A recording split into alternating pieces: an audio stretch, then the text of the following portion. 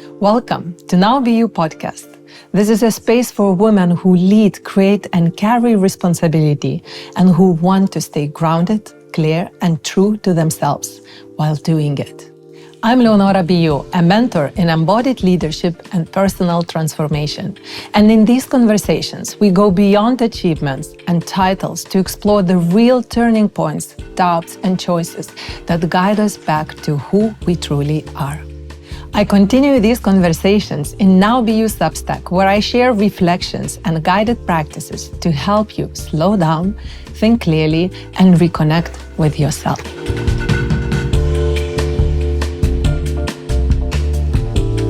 So today, I'm in conversation with Dr. Tamsin Lewis. Tamsin is physician, neuroscientist, and performance expert whose work focuses on resilience, stress, and sustainable health. She has worked with athletes, leaders, and high-performing individuals, helping them understand how the nervous system, recovery, and emotional well-being shape not only health, but clarity and decision-making. What I appreciate about Tam's work is that she brings science and human experience together. And today we are exploring what it truly means to become more of yourself, to cultivate resilience, strength, and inner stability without losing your essence. So welcome, Tam. Thank you so much for being on Now Be You podcast. I'm so happy to be here and have this conversation. Yeah, it's truly amazing how Ibiza Island connects all of us. Yeah, and to start our conversation, of course, we want to dive deeper into your experience so we know more what exactly life brought you to share with others. So I want to ask you the first question, which is like how you can explain and share about yourself, who you were 10 years ago, comparing to now. What a wonderful question to think and reflect on. I think where I am now, I'm 46, in that sort of hormonal shift with a teenage daughter. I think 10 years ago, I was starting in this world of what we now know to be longevity and wellness. I set up a company called Wellgevity in 2015, so more than 10 years ago. So I was thinking then about how do we really build health in not just patients, proactively looking at health, but also people generally, and how do we get that information to more people? So 10 years ago, I was frantically trying to figure out a way to make blood testing and the conversation around blood testing, so they're getting meaning from blood testing, biomarkers in blood testing. So what does that mean to a broader population, to more people? And that was because of my years as an athlete and also suffering a traumatic brain injury during a skiing accident. I think all of those experiences afforded me a lens onto what you can take control of in your environment, how you change the way you eat, you drink, the medicines you take, the supplements you take, and how that can really impact how you feel and function. And there was a big focus there in mental well-being, emotional well-being, and how that impacted behavior, which then has a knock-on effect in your health. So, and in that interim period of the last 10 years, I also found out my way to Ibiza, as many of us do, and it reframes what you know about yourself and others. It's so interesting, Tam, because you are really, as a doctor, you are digging deeper in so many ways, and I'm curious to see how life brought you to this deep wellness path, because I see that you're really tapping to wellness energetically as well. So that spiritual quality that you are bringing also into your client's life and also spreading around. Why is that? Why do you think energetic balance is really needed nowadays? Yes, you're right. I have increasingly looked at that world of energetic capacity and energy medicine and what that means in a non-woo sense, if you know what I mean. Yes. And I, like many of us, it took a health crisis of my own to shift how I approach this whole idea of regaining health. Because the way we're taught as medics, as doctors, is very focused on the science. It's very focused on what can the blood tell you, testing-wise, about your health. And I came from a background of biohacking, athletes. I was an Ironman triathlete. I was arguably, pushing my trauma into sport, as many of us talk about. And, I happen to be quite good at it. But what I learned is that there's no biological free lunch there. And if you keep forcing the body, the system, the human operating system, if you keep forcing it, something breaks. And I got very sick at the first week of the pandemic in London with COVID before we even knew what COVID was and we could test for it. And that blew my world apart, because I always used to think if you exercise enough, you can be physically fit. And ending up in hospital with blood clots, unable to breathe, as a very fit person. And there was no medicine available really for many people with long COVID suffered the same. So that path drew me towards Ibiza and accepting a role here. And what I learned is that the way that if you can work on your energetic system through processes and tools like breathwork, through different types of plant medicine, you can help reframe and reshift how your nervous system reacts to the environment. And that means that your triggers, that we all have triggers, which are when our nervous system reacts to, it could be a former relationship, it could be anything. We are built on our past experiences, this whole concept of, we become who we've been, if you know what I mean. So yes. I think energy medicine and looking at the energy of the body and how you can shift that through much of the work that people like you do really can improve your relationship to self, the depth of your sleep, and it can improve how the whole system repairs. It is so interesting what you mentioned and what you are sharing, that having the stress, being, let's say, high performance women leader, so many women direct their traumas and their density and tension into sports. Yeah. What could you recommend, and what you shared also your experience, but what could you recommend to women who are just literally focusing only one healing side or balance their nervous system on high extreme sports? What would be advice here, how they could balance their nervous system in a different way maybe? Yeah, good question. I think what happens, there comes a time in your life, the body can put up with intensity in different arenas of your life for so long. But when you hit midlife, you have hormone shifts, you have more increasing demands on you from all aspects, from family, from work. And also, you don't have the capacity physically through the hormonal systems changing to buffer all that intensity. So I tell people to change the way they exercise to give their body a chance to recover from the life that they're living anyway, the busyness, the intensity of life, because the body as a system does not differentiate between stress from, your spouse shouting at you or your mother or whatever, a psychological stress from a physical stress. So if you're physically stressing yourself through the intense exercise and you've got stress coming in at you externally, psychologically, the signal to the body is the same. It's getting you to mobilize stores. It's essentially breaking down the body. It's just, reducing the immune system function. It's reducing muscular function. So I try and get people to, one, do exercise you enjoy. We all know that we need to do some muscle bearing exercise to improve muscle density and improve bone density so that we become anti-fragile with age. But also just this concept of enjoying yourself, of life is hard enough. And I think finding exercise that you can enjoy with others, play a little bit, some of us like ecstatic dance, some of us reel at the prospect of doing that. But to give yourself a combination of exercise from stability, strength, play, exploration, rather than forcing yourself onto a treadmill in order to burn a certain amount of calories, because the body is cleverer than that.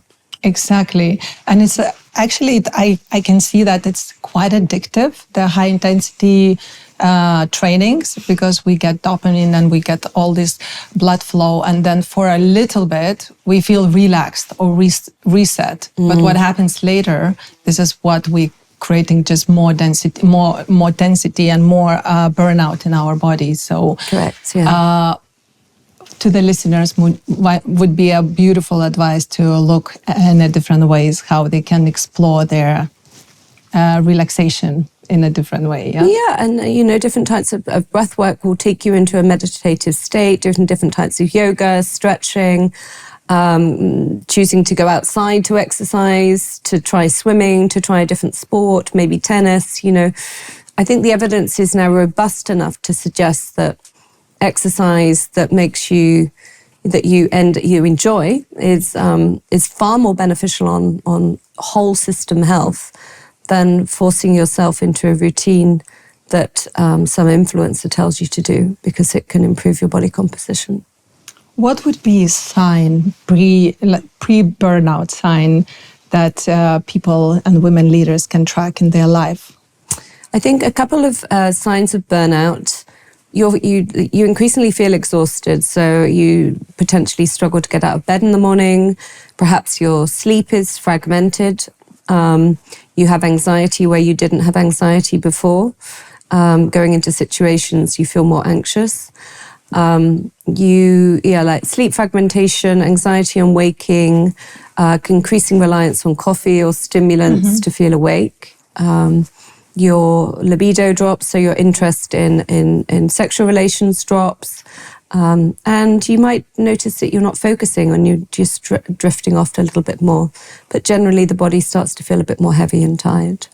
So besides the sports and changing, let's say, lifestyle, what would be, let's say, at-home decisions and choices, what women leader can do with herself to really calm down her nervous system?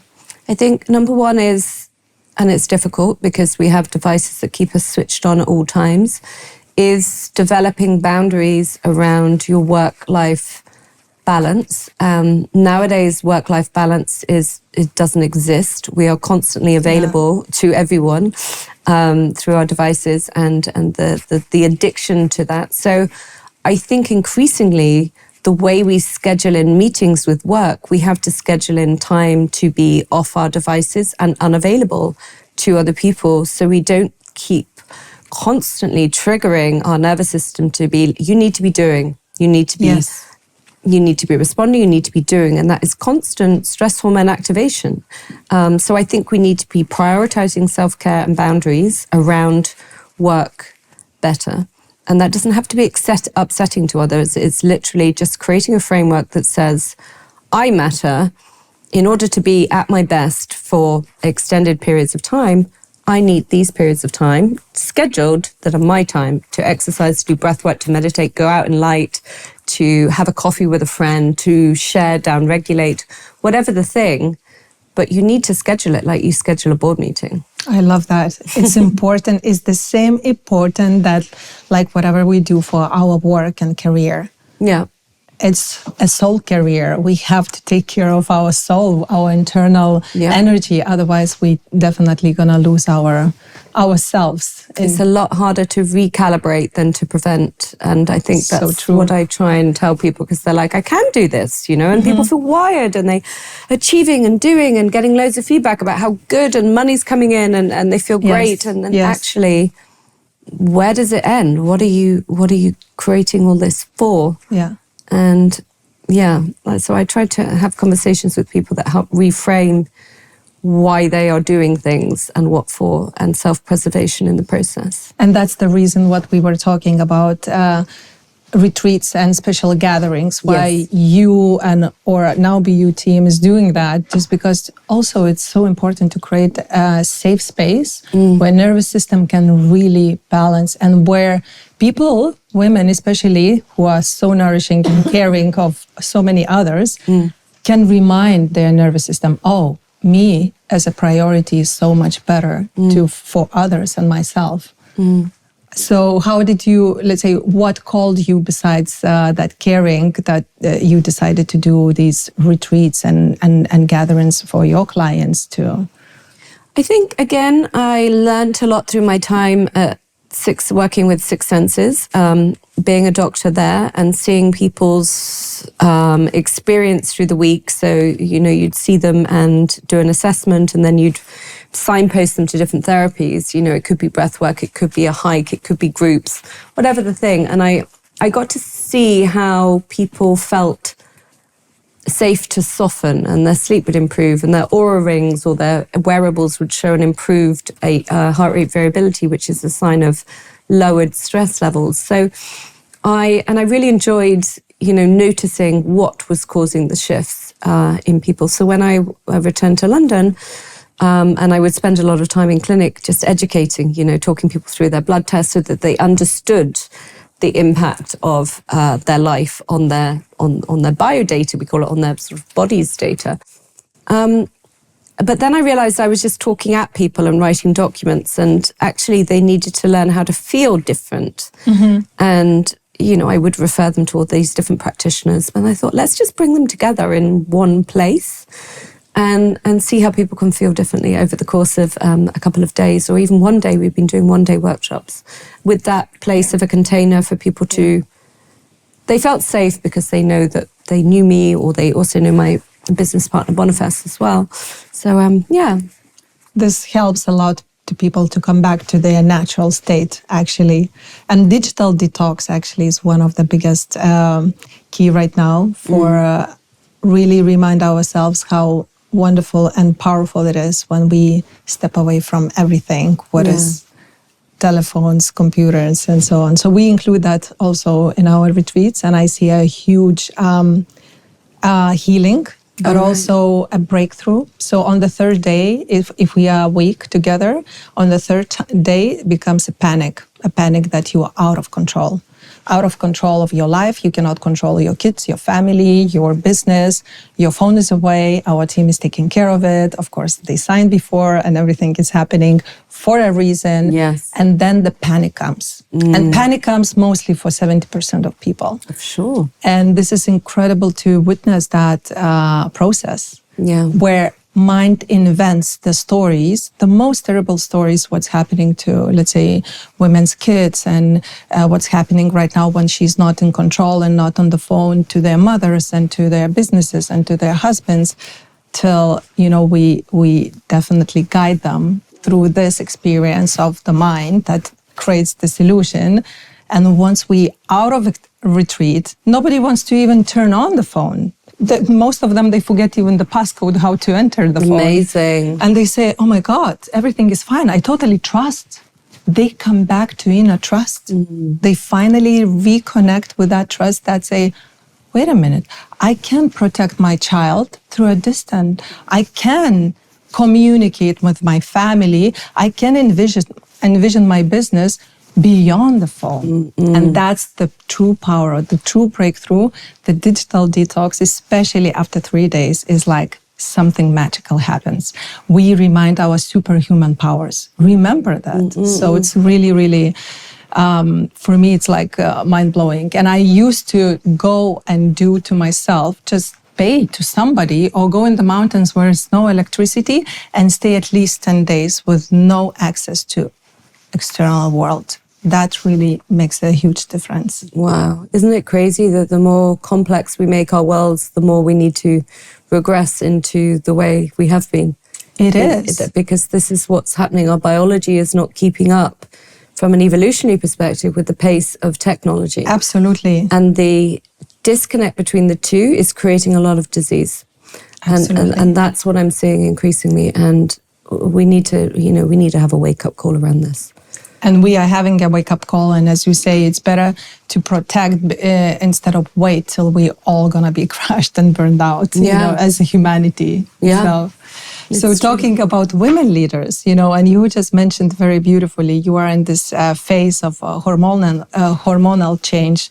And your daughter is at the cross of the teenagehood. So we as women, we are going through even more challenging time when it comes to hormones. What is your message and philosophy? Where is possibility for a woman leader who's really busy and she's doing so many things and she carries so much responsibility to take care of herself, understanding that not hormones controlling her, that she can help hormones to balance her nervous system as well. Yeah, I think the story that's not being spoken about much in this whole social media world around hormonal health is that your adrenals, your stress hormone glands that create the hormones of stress that support how we react to stress, can buffer the effect of sex hormones like estrogen and progesterone going up and down. So the more robust your adrenal function is, the better you can withstand sex hormone changes. So if you can do nervous system work that helps you move into this regenerative repair, down-regulated, I'm safe state, then you're far better to cope with the ups and downs of what happens in the perimenopause, which is the estrogen shifts as the ovaries are kicking out their last eggs. So it's, again, we are coming back to the same and the same and the same. As long as we daily taking care of our nervous system, calm down, take even few hours digital detox, this is what can prevent the burnouts and hormone disbalance. Yeah, it's true. It's not to say that it replaces potentially the need for hormone replacement therapy or hormone supportive therapies, which I work with and many other good doctors do as well. But they work synergistically together. Yes. And the dose of hormone that you need to have a beneficial effect on health will be better if your nervous system is in a state of regulation and repair from time to time. Not all the time. You don't need to be down-regulated and calm all the time. You just need to build capacity in your system to weather the storm. Okay, so women who already out of control, what do we do with this part of state of their lives? What would you advise? How would you help them? I mean, I do like looking at tests. So I like to see whether someone is, biologically, if they are transitioning into the menopause. But if your periods start to, your menstrual cycles start to lengthen, so the gap between one period and the next, that's a sign. But so I do give people hormone replacement where necessary, low doses of body similar hormones like estrogen and natural progesterone, sometimes DHEA. We encourage changes in diet to, the body does not like being restricted in carbohydrate if there's hormone shifts, but you need to choose the right carbohydrates, not the sugary ones. I get people to have a conscious awareness around how much alcohol they're drinking because the body doesn't shift it as well. It doesn't detoxify it as well with the hormone shifts. So changing up lifestyle, but also, getting people into deeper sleep if they need different supplements to help them improve their sleep, where they can downregulate and repair. So I work on all aspects really, and also getting people to improve how they relate to themselves, because it's a time where your skin's changing, your body's changing, your relationships may change because so it's a difficult time, which is why I see so many people falling apart in this time and then needing to do experiences and retreats in order to create new systems, operating systems that can help them feel okay again. Yeah. And I see this moment that as faster pace in our daily lives happening, and with AI and all this acceleration, I think more and more we are appreciating life connection and life gatherings and life experiences. Yeah, absolutely. I find it as a new pill for everything. It's like and people are getting, especially the youth, they're finding it harder to do. Yes. So, this concept of social wellness is coming in now, where we, actively go and co-create good feelings because, without alcohol, with other, as we call it, eudaimonic ways of improving mood, like sauna or breathwork or, going out in the light, hiking, all of these things, but in community. Yes. Because we, as humans, evolve, as species, many species evolve in communities. And I think that's been lost a little bit with this disconnection through technology. It's true. May I ask you what part of your inner growth you are working right now? Yes, of course. I I think the relational health piece has been tricky for me, which is related to attachment patterns and, even going back to childhood trauma that I don't really want to call it big T, but, whatever the thing is, looking at relational patterns and looking at how you show up to others and, potentially codependent patterns or, so that's the piece I'm trying to work through and improve my own sense of self-worth, boundaries as well, so you don't keep leaking all your energy out and have none left, whilst being a mother and, running a medical company that looks after a lot of people. And take care of yourself and not to get burned out. Well, I've had repeated burnouts, which is why I can speak to it, which is, I think the concept that you burn out and you can come back from the ashes is true, but I think you constantly have to, this is why I come to Ibiza at every opportunity to sort of recharge a little energetically. So now, can you say that you can control your pre-burnout situation and you can predict and pause at the right moment in order not to wait too much? You can feel it when your nervous system is constantly on edge and your sleep starts to disappear and fragment and you start to get more edgy and irritable and less energy and foggy and, more sick than normal, little coughs and colds that you don't fight off. All of those are a sign of a system that's under strain. Yeah. Yeah, and so before we're gonna close our conversation and talking about the same, seeing and being aware about ourselves and, prevent from our burnout and all this lifestyle that sometimes takes us over control, what would be one exercise or moment that women, listeners who are right now here with us, they could use now, today, daily? I really